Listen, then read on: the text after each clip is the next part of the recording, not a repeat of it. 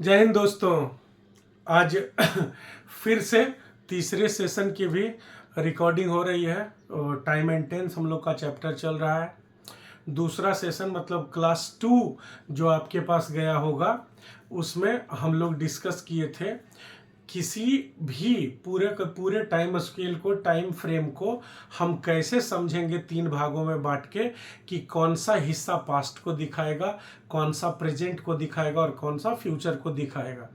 हमने पिछले वीडियो में मतलब वीडियो नंबर 2 जो टेंस का होगा उसमें यह भी पढ़ा था कि किस तरह से बीता हुआ समय भी प्रेजेंट में लिखा जा सकता है। मतलब बीते हुए समय में जो काम हुआ, जो एक्शन हुआ, उसको भी हम प्रेजेंट के नियमों का यूज करके लिख सकते हैं। क्यों प्रेजेंट में वो माना जाता है, जो समय बीत गया वो भी प्रेजेंट में क्यों माना जाता है, ये सारी बातें हम लोगों ने सीखा था। फिर हमने सीखा कि टाइम जो 3 भाग में बटा हुआ है, उन तीनों भागों के आधार पे ही, उन तीनों भाग में जो काम होते हैं, 3 भाग में जो समय बटा हुआ है, उसके आधार पे ही काम का रूप, वर्ब का फॉर्म दिखाने के लिए टेंस को 3 तरह का बनाया गया। कौन कौन सा? प्रेजेंट, पास्ट और फ्यूचर। अब हम लोग इस वीडियो में देखेंगे कि ठीक है 3 भाग में तो बट गया टेंस, प्रेजेंट, पास्ट और फ्यूचर में। अब हम ट्रांसलेशन किस तरह से बनाएंगे? प्रेजेंट का ट्रांसलेशन होगा, पास्ट का ट्रांसलेशन होगा या फ्यूचर का ट्रांसलेशन होगा, वो बनाएंगे कैसे? तो इससे पहले जानिए, हम लोग जो वर्ब पढ़े हैं बेसिक्स, अगर आप नहीं पढ़े हो, अपना चैनल का नाम है easy English by Avinash Shankar, तो आप उस पर जाइए, प्लेलिस्ट में बेसिक्स पहला चैप्टर होगा, उसमें हम लोग पढ़े हैं वर्ब, है ना। बेसिक्स में सब्जेक्ट क्या होता है, ऑब्जेक्ट क्या होता है, वर्ब क्या होता है, फिर पर्सन क्या होता है, नंबर क्या होता है, काउंटेबल क्या होता है, अनकाउंटेबल क्या होता है, ये सारी कुछ उसमें बताया गया है। उसी में हम लोग बेसिक्स ऑफ वर्ब पढ़े हैं कि वर्ब का जो 5 नेचर बताया गया है, 5 टाइप का, 5 रूप का, V1, V2, V3, V4 और V5, वो पांचों रूप असल में क्या है, वो पांचों रूप असल में बताते क्या है, उनसे क्या पता चलता है, उस चीज को जब आप जान जाओगे, जो पढ़ चुके होंगे, देख चुके होंगे, उनको तो पता होगा। जो नहीं जानते हैं कि V1, V2, V3, V4, V5 असल में 5 भाग है कि 3 भाग है, क्यों 5 भाग में बांटा गया, उसका क्या अर्थ है, अगर नहीं जानते हैं तो बेसिक्स चैप्टर में जाइए, प्लेलिस्ट में यूट्यूब चैनल का, उसमें बेसिक्स में वर्ब के बारे में दूसरा वीडियो होगा मेरे हिसाब से, या तीसरा, उसमें वर्ब के बारे में बताया होगा, तीसरा चौथा 2-3 वीडियो बना होगा, तो उसको आप एक बार ही देखिए। होता क्या है, समय के 3 हिस्सों के हिसाब से जब हम लोग टेंस फाइनल किए कि टेंस 3 होगा, पास्ट, प्रेजेंट और फ्यूचर, तो पास्ट, प्रेजेंट और फ्यूचर से तो हमें समय का हिस्सा पता चल गया कि किस हिस्से की बात हो रही है, वो जो काम की चर्चा हो रही है वो किस तरह के समय को बता रहा है। क्या वह बीते हुए समय को बता रहा है, क्या वो अभी जो चल रहा है समय उसको बता रहा है, या आने वाले समय में उस काम की चर्चा हो रही है। हम लोग जिस काम की बात कर रहे हैं वो आखिर किस समय की बात दिखा रहा है, इसको जानते हैं हम लोग किससे? टेंस से, पास्ट, प्रेजेंट और फ्यूचर से। अब जो काम की स्थिति हमें पता लगती है, जो एक्शन होता है, काम होता है, वर्क होता है, स्थिति होता है, वो ये 4 नेचर में होता है। जैसे किसी भी काम की आप चर्चा कीजिए, इसको भी समझना बहुत इंपॉर्टेंट चीज है, गंभीरता से इसको समझिए कि टेंस डिसाइड हो गया। जैसे टेंस डिसाइड कौन करता है? Helping verb. इसीलिए मैंने कहा कि वर्ब का बेसिक्स आपको जानना जरूरी है। अब मान लीजिए हेल्पिंग वर्ब में क्या लगा है? हैज लगा दिया, वाज लगा दिया, है ना, विल लगा दिया। इन तीनों का बारी बारी से एग्जाम्पल समझिए, क्या क्या लगा दिया है। अगर वहां पे लाइट हो रहा है, मैं इधर लिख देता हूं हैज, वाज और विल। 3 एग्जाम्पल लेते हैं हम लोग। तो किसी भी सेंटेंस में आप सब्जेक्ट के साथ हेल्पिंग वर्ब के रूप में हैज लिखा हुआ देखेंगे तो आप समझ जाएंगे कि सेंटेंस किस में बना है? प्रेजेंट में। वाज लिखा हुआ देखेंगे तो आप समझ जाएंगे किस में सेंटेंस बना है? पास्ट में। विल शैल लिखा हुआ देखेंगे तो समझ जाएंगे बना है फ्यूचर में। तो जब ट्रांसलेशन हम लोग बनाते हैं टेंस के हिसाब से, तो हमें हेल्पिंग वर्ब के रूप में और मेन वर्ब के रूप में, मतलब वर्ब का 2 फॉर्मेट, 2 तरीका, 2 प्रकार चाहिए होता है। कौन कौन सा? एक हेल्पिंग वर्ब और दूसरा मेन वर्ब। तो जब हम हेल्पिंग वर्ब लिखते हैं तो हेल्पिंग वर्ब को देखते के साथ हम बता देंगे कि कौन सा टेंस होगा, पास्ट होगा कि प्रेजेंट होगा कि फ्यूचर होगा।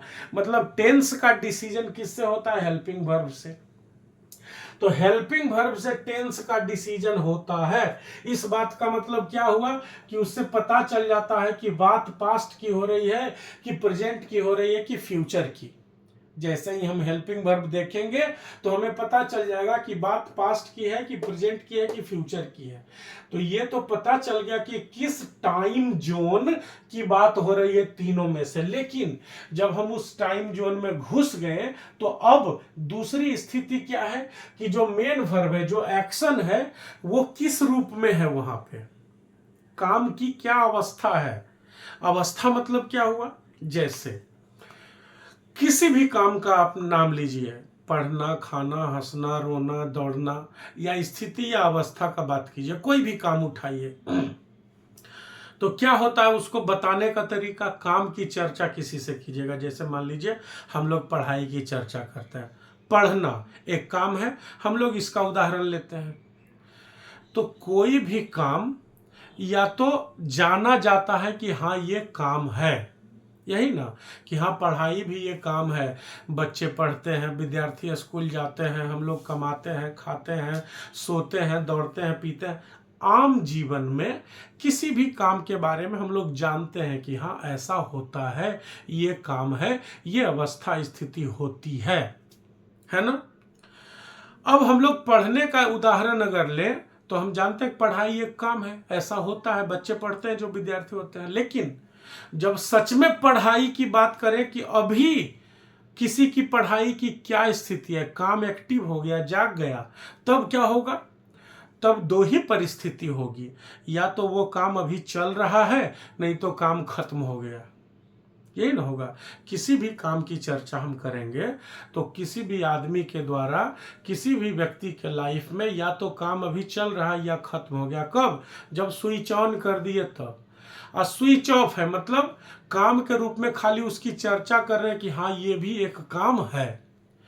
तो जब भी हम किसी भी एक्शन, किसी भी काम की बात करते हैं तो उसमें तीन परिस्थितियां पाई जाती हैं। एक परिस्थिति को कहते हैं काम का सिंपल या इंडिफिनिट नेचर। इंडिफिनिट नेचर या सिंपल नेचर क्या होता है कि अभी के बारे में पता नहीं, हाँ हम जानते हैं कि ऐसा होता है, राम आम खाता है, हम लोग स्कूल जाते हैं, पेड़ पे आम लगते हैं, आम गर्मी में पकता है, फलता है, मीठा होता है, सब हम जानते हैं। लेकिन अभी पूछोगे कि हम पूछे कि हाँ जी राम आम खाता है, तो कहोगे हाँ भैया खाता तो है। तो हम कहें कि बताओ अभी खा रहा होगा, तो भैया ये कैसे बता दें? खाता है ये हम जानते हैं, मतलब किसी काम के बारे में हम जानते हैं कि ऐसा होता है, वो अभी हो रहा होगा कि नहीं हो रहा होगा, चाहे 1 घंटा पहले हो गया, ये हमको पता नहीं है। ये मंदिर में रामधुनी होता है जी, तो हाँ होता तो है भैया, तो अभी हो रहा होगा। अभी कैसे बता दें अभी हो रहा होगा कि 10 बजे भोरे हो गया कि सांझ में होगा, हम कैसे जाने आज का शेड्यूल? लेकिन होता है वहां, ये हम जानते हैं। क्लियर है बात?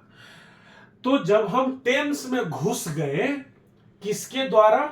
हेल्पिंग वर्ब के द्वारा।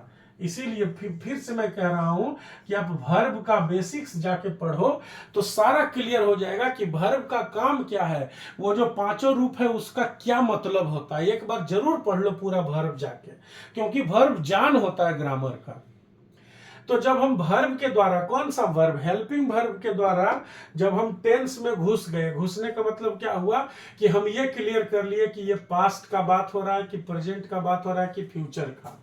तो मैंने समय का जोन हम हेल्पिंग वर्ब से फिक्स कर लिए कि पास्ट है कि प्रेजेंट है कि फ्यूचर।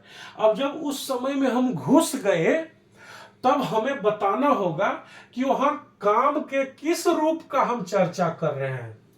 क्या उस काम को हम एक आदत के रूप में बता रहे हैं?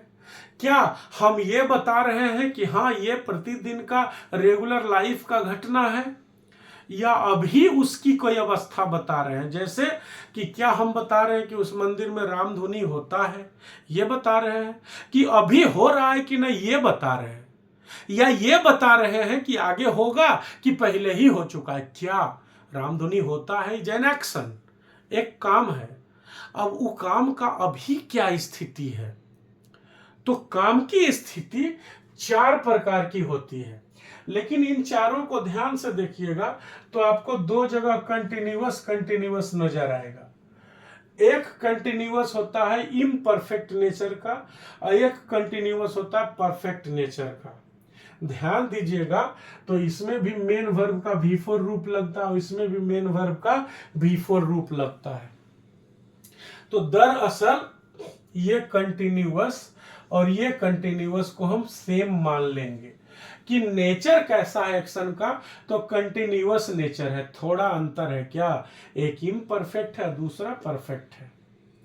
तो अगर अभी के लिए हम ये इम्परफेक्ट वाला और परफेक्ट वाला को एक ही मान लेते हैं तो हमारे पास बचेगा क्या, 3, एक सिंपल, दूसरा में ये दोनों कंटिन्यूअस और तीसरा में परफेक्ट।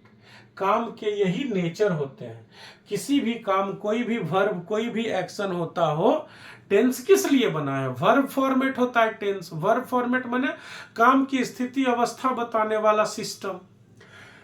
तो जो ये सिंपल या इंडिफिनिट, कंटिन्यूअस या इम्परफेक्ट, परफेक्ट और परफेक्ट कंटिन्यूअस 4 दिख रहा है आपको, ये पास्ट में भी लगता है, प्रेजेंट में भी लगता है, फ्यूचर में भी। मतलब आप समय के जिस जोन में घुसिएगा उस जोन में काम को इतने रूप में पाइएगा, वो चाहे पास्ट रहे, चाहे प्रेजेंट, चाहे फ्यूचर, तीनों में काम का रूप तो सेम है। क्या क्या है, या तो काम अपने सिंपल या इंडिफिनिट रूप में होगा, या तो काम हो रहा होगा कंटिन्यूअस रूप में, या तो पूरा हो चुका होगा। ये कंटिन्यूअस और परफेक्ट कंटिन्यूअस सेम है, थोड़ा अंतर है। क्या है, ये इम्परफेक्ट है और ये परफेक्ट है। अब ये अंतर क्या हुआ, एक का इम्परफेक्ट होना दूसरे का परफेक्ट होना, ये कैसा अंतर हुआ ये भी अभी बताएंगे कि इम्परफेक्ट वाला कंटिन्यूअस का क्या अर्थ होता है, परफेक्ट वाला कंटिन्यूअस का क्या अर्थ होता है, ये भी हम बताएंगे। तो आप देखिएगा कि किसी भी टेंस में, पास्ट हो चाहे प्रेजेंट चाहे फ्यूचर हो, उसमें काम इन 4 रूपों में पाया जाता है। पहला सिंपल या इंडिफिनिट, दूसरा कंटिन्यूअस, तीसरा परफेक्ट, चौथा परफेक्ट कंटिन्यूअस। अब हम बारी बारी से सारे टेंस में देखेंगे कि प्रेजेंट में, पास्ट में और फ्यूचर में इन चारों को कैसे कैसे दिखाया जाता है, उसका क्या अर्थ होता है, कैसा वाक्य रहता है, तो ये लिखा जाएगा। ये साइड में बताया हुआ है कि चाहे पास्ट हो, चाहे प्रेजेंट हो, चाहे फ्यूचर, अगर सिंपल या इंडिफिनिट की बात करते हैं तो मेन वर्ब इन्हीं तीनों में से किसी रूप में रहेगा। ये कहता है कि पास्ट हो चाहे प्रेजेंट हो चाहे फ्यूचर हो, अगर कंटिन्यूअस या इम्परफेक्ट रूप में लिखे हैं या परफेक्ट कंटिन्यूअस रूप में लिखे हैं, V4 ही हमेशा वहां लग रहा होगा। और अगर परफेक्ट है, चाहे तीनों में से कोई टेंस हो, अगर परफेक्ट वाला रूप यूज कीजिएगा तो V3 लगता है। और ये भी ध्यान रखिएगा, ये सारा का सारा एक्टिव वॉइस में है। जो भी वॉइस जानते होंगे उनके लिए, नहीं जानते हैं कोई दिक्कत, कोई लोड वाली बात नहीं है। बस जितना अभी बताया जा रहा है उतना पे फोकस कीजिए। सबका सब समझ गए यहां तक। अब हम लोग बारी बारी से देखेंगे कि जो प्रेजेंट टेंस है उसमें ये चारों रूप को हम कैसे दिखाएंगे। तो पहला रूप क्या लेते हैं हम लोग, सिंपल या इंडिफिनिट। तो जब प्रेजेंट में कूदे आप तो सिंपल या इंडिफिनिट रूप दिखाने का मतलब क्या हुआ। प्रेजेंट में किसी भी एक्शन, किसी भी काम का सिंपल या इंडिफिनिट फॉर्मेट हम लिख रहे हैं, सिंपल या इंडिफिनिट वाला रूप लिख रहे हैं एक्शन का, काम का, इसका क्या अर्थ हुआ। इसका अर्थ हुआ कि हम आम तौर पर होने वाला काम, आम तौर माने जनरली जो हम देखते हैं होता है, सांस लेना, सोना, खाना, दौड़ना, आना जाना, पढ़ना, कोई काम, या प्रतिदिन या नियमित रूप से। आप ध्यान रखिएगा, मैं एक शॉर्ट वीडियो भी बनाया हूं इसके ऊपर। प्रतिदिन माने होता है डेली, और रेगुलर माने होता है नियमित रूप से। प्रतिदिन माने डेली और नियमित माने रेगुलर। रेगुलर और डेली में अंतर है। क्या अंतर है, डेली मतलब हुआ सोम मंगल बुध गुरु शुक्र शनि रवि, हर दिन, कोई भी दिन गैप नहीं हुआ। और रेगुलर माने जब उसको होना है तब हो जाएगा। जैसे मान लीजिए हफ्ता में एक दिन आप मीट खाते हैं तो अगर हर हफ्ता खा रहे हैं तो आपका काम रेगुलर हो रहा है। मान लीजिए हफ्ता में 2 दिन आप गंगा जी नहाने जाते हैं, तो हर हफ्ता 2 दिन जा रहे हैं तो आपका काम रेगुलर है, लेकिन वो डेली नहीं है।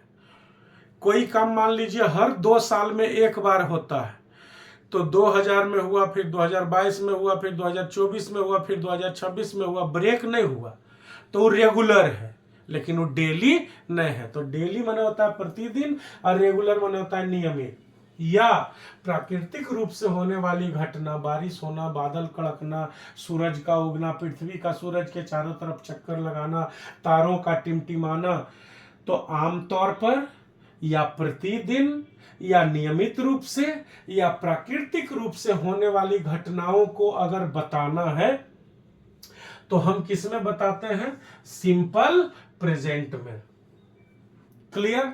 समझ में? पास्ट का कोई बात अभी दिमाग में आ रहा होगा कि इसको तो पास्ट में भी दिखा सकते हैं, तो अभी होल्ड कीजिए। हम लोग अभी प्रेजेंट में चल रहे हैं, पास्ट में चलेंगे तो दोनों का तुलना कर देंगे आपको कि देखिए आपके दिमाग में जो चल रहा था ना कि प्रतिदिन वाला काम पास्ट में भी तो होता है, तो हाँ होता है। अंतर क्या होता है वो सब बताएंगे, अभी यहाँ पे फोकस कीजिए। तो आमतौर पे या प्रतिदिन या नियमित रूप से या प्राकृतिक रूप से होने वाली घटना को हम किस सेक्शन में दिखाते हैं? सिंपल या इंडेफिनिट सेक्शन में दिखाते हैं। बात किसकी हो रही है? प्रेजेंट की।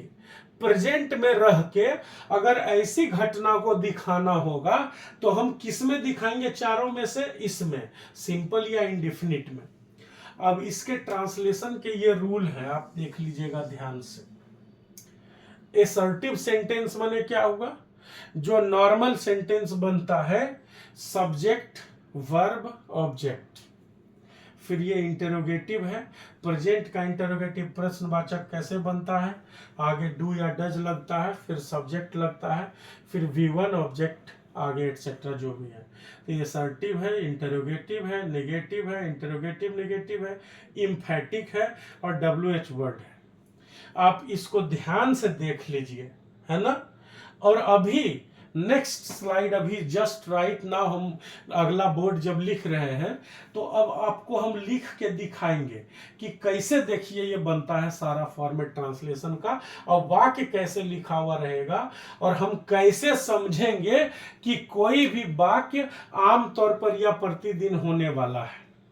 ठीक है, तो नेक्स्ट स्लाइड में अभी हम लोग कुछ ट्रांसलेशन इन रूल्स के हिसाब से बनाते हैं। इसको आप दिमाग में सामने कॉपी पे लिख के रखिए, तो ट्रांसलेशन जब मैं बनाऊंगा और आप कॉपी में देखते जाइएगा तो ये पूरा का पूरा समझ में आ जाएगा। ठीक है, डू किसके साथ लगेगा, डज किसके साथ लगेगा, V1 V5 किसके साथ लगेगा, वो मैं जस्ट अभी इसी स्लाइड में लिखने वाला हूं। ठीक ना। अब एग्जाम्पल को देखिए। मैं स्कूल जाता हूँ, सिंपल सा एग्जाम्पल हमने लिया है। इससे पहले मैं ऊपर में मेंशन कर दिया हूँ कि सिंगुलर सब्जेक्ट के साथ डज या V5, मतलब जहां पे डू या डज में से क्या लगेगा ये चुनना हो तो सिंगुलर सब्जेक्ट होगा तो डज लगेगा, और प्लूरल होगा तो उसके साथ डू लगेगा। और जहां ये चुनना हो कि V1 या V5 में से कौन लगेगा, वहां सिंगुलर सब्जेक्ट के साथ V5 लगेगा और प्लूरल के साथ V1 लगेगा। लेकिन ध्यान रखना है, फिर से मैं वही बात कहूंगा कि बेसिक्स में जब आप देखोगे तो ये सब बताया हुआ है पहले से कि जो सब्जेक्ट आई है ये जब तक प्रेजेंट में रहता है तब तक है तो ये सिंगुलर नेचर में, लेकिन अपने साथ प्लूरल नेचर का वर्ब लेता है। मतलब आई के साथ डू डज में से डू और V1 V5 में से V1 लगता है। ठीक है, तो मैंने आई वाला ही उदाहरण ले लिया। फिर आगे चल के अगले वीडियो में, इस वीडियो का अगला स्लाइड में अभी हम लोग और डिटेल में कुछ ट्रांसलेशन बनाएंगे जहां हम लोग फंसते हैं बेसिक से लेकर ऊपर तक का।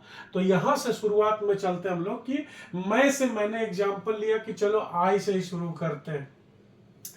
तो मैं स्कूल जाता हूं, इसका जो ट्रांसलेशन होगा वो क्या होगा? रूल क्या था, अगर आपके दिमाग में है तो ठीक, नहीं तो पेपर पे लिखे हैं तो सामने रखिए और मिलाइए। क्या था? असर्टिव सेंटेंस रहेगा, सब बगल में मेंशन भी किया हुआ है कि कौन सा ट्रांसलेशन किस सेंटेंस को दिखा रहा है, वो बगल में लिखा हुआ है जो अभी रूल में लिखा था मैंने जस्ट पहले। तो सब्जेक्ट के बाद क्या होता है? V1 या V5। आई है तो आई के साथ V1 लगता है। वर्ब क्या है? जाना, जाने को गो बोलते हैं, वही V1 होता है। उसके बाद होता है ऑब्जेक्ट और एटसेट्रा। ये कौन सा सेंटेंस रहता है? यह है एसर्टिव सेंटेंस। इंटरोगेटिव इसी का जो ऊपर लिखा हुआ मेन सेंटेंस, मतलब ये एक ही सेंटेंस है, इसके हर रूप को मैंने आपको दिखाया कि कैसे लिखाएगा। एसर्टिव लिखना हो मैं स्कूल जाता हूं तो हो जाएगा आई गो टू स्कूल, और इंटरोगेटिव बनाना हो तो क्या होगा, यहां डू लग जाता है आगे, तो क्या हो जाता, do I go to school. अब ध्यान इस बात का रखिएगा, वैसे मैं आगे ट्रांसलेशन आगे बनाऊंगा भी। यहां पे मान लीजिए आई के जगह पे ही रहता तो गो के जगह गोज हो जाता है, क्योंकि सिंगुलर के साथ क्या लगता है, V5। V5 रूप कौन सा होता है, वर्ब का वह रूप जिसमें S या ES लगा हो उसको V5 रूप बोलते हैं। तो यहां पे अगर ही लिखते तो गोज लिखना पड़ता ना। इंटरोगेटिव जब बनाए तो इस सेंटेंस के आगे क्या लगा दिए, डू। लेकिन अगर यहीं पे ही गोज टू स्कूल रहता तो डू के जगह डज हो जाता, और फिर यहां गोज नहीं रहता, वहां भी ये गो हो जाता। ठीक है, खैर अभी ज्यादा माथा नहीं लगाना है, ज्यादा कंफ्यूजन क्रिएट करने से बढ़िया है कि हम एक डू डज, ये जो हम डू और V1 वाला बनाए हैं ना, एक डज और V5 वाला भी ट्रांसलेशन बना लेंगे, अभी हो जाएगा क्लियर। तो आई गो टू स्कूल मतलब मैं स्कूल जाता हूं। मैं स्कूल जाता हूं, ये जो बात कहा गया है, ये कहने का क्या मतलब हुआ कि हाँ मैं अपने डेली लाइफ में, मैं अपने प्रतिदिन के जीवन में, रेगुलर लाइफ में स्कूल जाता हूं। ऐसा कोई कोताही नहीं है, ऐसी कोई बात नहीं कि मैं स्कूल नहीं जाता हूं। मतलब मैं अपने प्रतिदिन के काम, प्रतिदिन के आदत, नियमित रूप से जो मैं काम करता हूं उसकी मैं बात कर रहा हूं, और वो बात क्या है कि मैं स्कूल जाता हूं। क्लियर है? हो गया आई गो टू स्कूल, ये कौन सा सेंटेंस होगा, एसर्टिव। उसके बाद क्या मैं स्कूल जाता हूं, एसर्टिव से कंफ्यूज मत होइएगा। इस तरह से जो सेंटेंस बनाया जाता है, सब्जेक्ट प्लस में helping verb plus main verb plus object का रूप में जो सेंटेंस बनता है, उस सेंटेंस को हम लोग एसर्टिव सेंटेंस कहते हैं। मतलब ये टाइप ऑफ सेंटेंस हो गया। फिर इसी का इंटरोगेटिव अगर बनाए तो ध्यान रखिएगा, इंटरोगेटिव दो तरह से बनता है। एक बनता है शुरुआत में हेल्पिंग वर्ब को लगा के, और दूसरा बनता है शुरुआत में WH वर्ड लगा के। WH वर्ड किसे कहते हैं, what, which, when, where, who, whose, whom, how. मतलब एक हाउ है, HOW, इसमें भी W और H है, लेकिन थोड़ा दूर दूर पर है, उल्टा लिखा हुआ है। बाकी किसी को भी देखिएगा तो WH वर्ड किसे कहते हैं, जो शुरू होता है WH से, WHEN when, WHAT what, WHO who, WHERE where, WHOM whom, मतलब जो WH से शुरू होता है। तो इंटरोगेटिव सेंटेंस हम दो तरह से बनाते हैं। कैसे कैसे, एक शुरुआत हेल्पिंग वर्ब से हो, दूसरा शुरुआत WH से हो। स्ट्रक्चर में दोनों लिखा हुआ है, आप देख लीजिए यहां भी, और पीछे जो अभी जस्ट पिछला स्लाइड जो हमने रूल लिखा उसमें भी। तो क्या मैं स्कूल जाता हूं हो जाएगा do I go to school, ये इंटरोगेटिव हो जाएगा। फिर निगेटिव क्या बनेगा इसका निगेटिव बन जाएगा मैं स्कूल नहीं जाता हूं, तो हो जाएगा I do not go to school, तो ये निगेटिव हो जाएगा। इंटरोगेटिव निगेटिव क्या बनेगा इसका, क्या मैं स्कूल नहीं जाता हूं, इंटरोगेटिव वाला क्या भी लग गया और नहीं भी लग गया, तो हो गया इंटरोगेटिव और निगेटिव। तो हो जाता है डू आई, सॉरी नॉट छूट गया, आई के बाद not, my mistake, sorry for that. ठीक है, तो क्या हो जाएगा, क्या मैं स्कूल नहीं जाता हूं, तो हो जाएगा do I not go to school. ध्यान रखिएगा यहाँ इस बात का, ठीक है ना, sorry, do I not go to school, क्या मैं स्कूल नहीं जाता हूं, यह हो जाएगा इंटरोगेटिव और निगेटिव। अब यह है इम्फेटिक। इम्फेटिक क्या होता है कि जैसे मान लीजिए आप प्रतिदिन स्कूल जा रहे हैं, प्रतिदिन मतलब रेगुलर रूप से, नियमित रूप से स्कूल जा रहे हैं, आपका अटेंडेंस बन रहा है स्कूल में, और स्कूल से फोन आ गया वहाँ का मैनेजमेंट फ़ोन कर दिया आपके गार्जियन को कि अरे आपका लड़का तो स्कूल आ ही नहीं रहा है, कहाँ रहता है पता नहीं चलता है, आप कुछ बच्चे पे ध्यान दीजिए। अब गार्जियन आए टेंशन में कि यहाँ से तो बच्चा डेली बैग लेके निकलता है जी कि स्कूल जा रहे हैं पापा, स्कूल जा रहे हैं, स्कूल से फ़ोन आ रहा है कि वो आता ही नहीं है। तब जब गार्जियन आपको पूछेंगे कि स्कूल क्यों नहीं जाते हो जी, बोल रहा है कि 8-10 दिन से नहीं गए हो, तब कहोगे हाँ जाते तो हैं। कौन बोला कि नहीं जाते हैं, पूछवाइए हमसे, हम स्कूल जाते हैं। ये हुआ emphatic.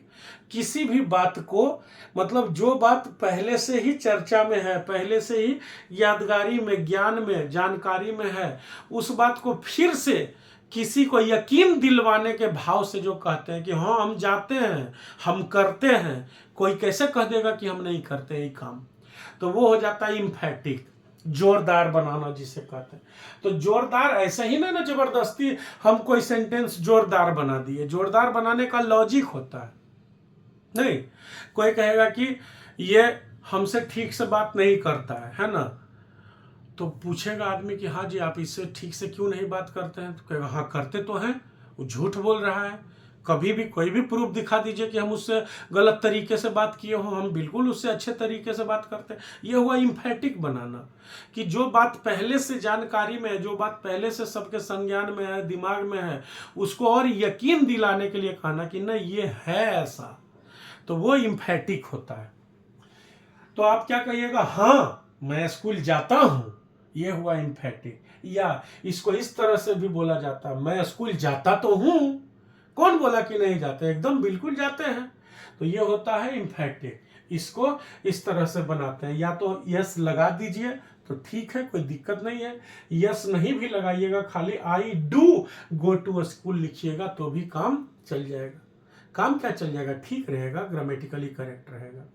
I do go to school, हाँ मैं स्कूल जाता हूं, या मैं स्कूल जाता तो हूं, किसने कहा कि नहीं जाता हूं, यह हुआ इम्फैटिक। अब आप ध्यान दीजिएगा कि हेल्पिंग वर्ब के रूप में डू या डज का प्रयोग सब्जेक्ट के बाद इसमें कहीं नहीं हुआ है जहां इंटरोगेटिव नहीं हो। मतलब जहां इंटरोगेटिव बन रहा है, जहां नेगेटिव बन रहा है, मतलब एसर्टिव को छोड़ के बाकी जो है उसमें डू या डज लगता है, लेकिन एसर्टिव में अलग से डू या डज का प्रयोग नहीं होता है। सिंपल प्रेजेंट का ये रूल ध्यान में रखिएगा।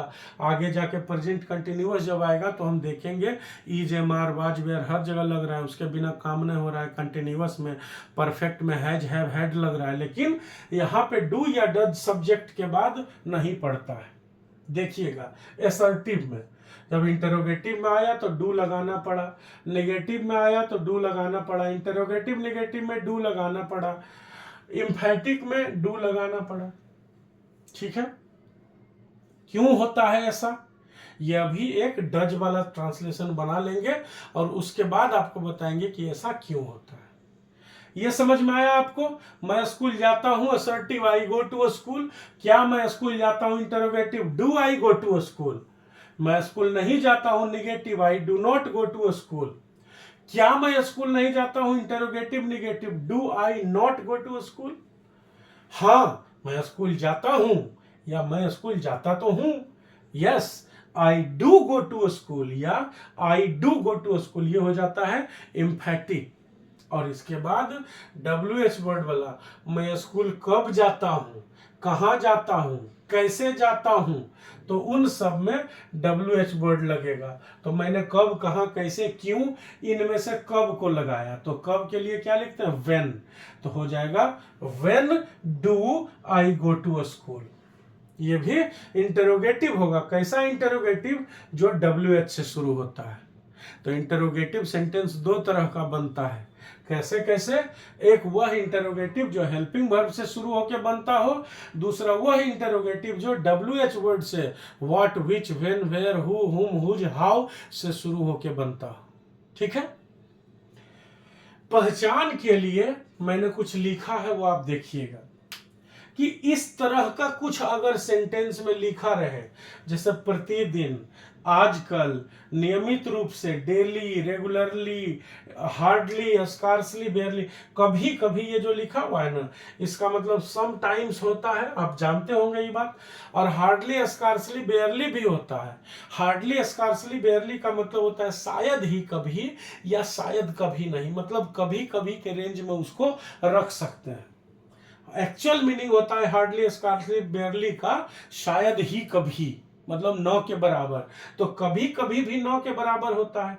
तो hardly, scarcely, barely, sometimes, daily, this days, regularly, या ऑलवेज, नेवर, कभी नहीं, या each year, every year, each month, every month, per month, yearly, monthly, weekly, हर सप्ताह, मतलब वैसा कोई शब्द लिखा रहे, वैसा कोई भी वर्ड लिखा हुआ रहे जिससे आपको पता लगे कि नहीं इतना समय के बाद फिर ये होता है, फिर होता है, फिर होता है, मतलब ये नियमित है, ये रेगुलर है, ये आम जीवन की घटना है, ये कोई एक बार होके रुकने वाली बात नहीं है। तो वैसा कोई भी शब्द लिखा हुआ मिल जाए तो समझिए कि उसको सिंपल या इंडिफिनिट में रखना है। प्रेजेंट है तो सिंपल प्रेजेंट, पास्ट है तो सिंपल पास्ट। अभी प्रेजेंट की बात कर रहे हैं तो हम कहेंगे कि सिंपल प्रेजेंट में ही लिखा जाता है। ठीक है, क्लियर, समझ में आया? आई थिंक ये पूरा बोर्ड आपको समझ में आया होगा। अब जस्ट नेक्स्ट वीडियो, इसको यहाँ पे एंड करेंगे, लेकिन जस्ट इसका अगला जो वीडियो होगा शूट कंटिन्यूअसली करेंगे। अभी रिकॉर्ड, चूंकि आधा घंटा का स्लॉट रखना होता है, मैं यही चाहता हूँ कि आधा घंटा का स्लॉट में क्या होता है, देखने में बोर भी नहीं होते हैं लोग, और आधा घंटा कभी भी समय निकाल के आसानी से देख लेंगे। थोड़ा मैं आराम आराम से बोलता हूँ ताकि स्पीड 1.5x 2x कर दीजिएगा, तो उसमें भी अगर पकड़ सकते हैं तो जल्दी ही 15 मिनट में ही वीडियो खत्म हो जाएगा। तो इसको यहाँ पे रोकते हैं, फिर जब अगला अभी वीडियो बनाएंगे, मतलब अगला सेक्शन जो आपको जाएगा वहाँ पे यूट्यूब पे, तो उसमें मैं एक डज वाला, वेरीफाई वाला बनाऊंगा, सेम ट्रांसलेशन, और फिर उसके बाद हम चलेंगे प्रेजेंट का, ये सिंपल या इंडिफिनिट है, फिर कंटिन्यूअस या इम्परफेक्ट, फिर परफेक्ट, फिर परफेक्ट कंटिन्यूअस, सबका उदाहरण बताते हुए फिर पास्ट में चलेंगे। इसी तरह से चारों का एग्जाम्पल बताएंगे, फिर फ्यूचर में चलेंगे, चारों का एग्जाम्पल बताएंगे, फिर कंडीशनल आएगा कि फ्यूचर, प्रेजेंट, पास्ट एक के साथ रह जाए तब क्या होगा। ठीक है ना? तो इसको यहाँ पे एंड करके फिर नेक्स्ट का शूट शुरू करते हैं। आप इसको, जो अभी जस्ट तीसरा सेक्शन शूट होने वाला, ये क्लास 3 है ना, क्लास 4 जो जाएगा उसमें आपको डज V5 वाला मिल जाएगा। ठीक है, अगर वीडियोज आपको अच्छे लगते हो तो प्लीज़ चैनल सब्सक्राइब कीजिए और अपने दोस्तों को भी इसके बारे में बताइए, वीडियोज को शेयर कीजिए, वीडियो पे कमेंट कीजिए। Thank you, all the best.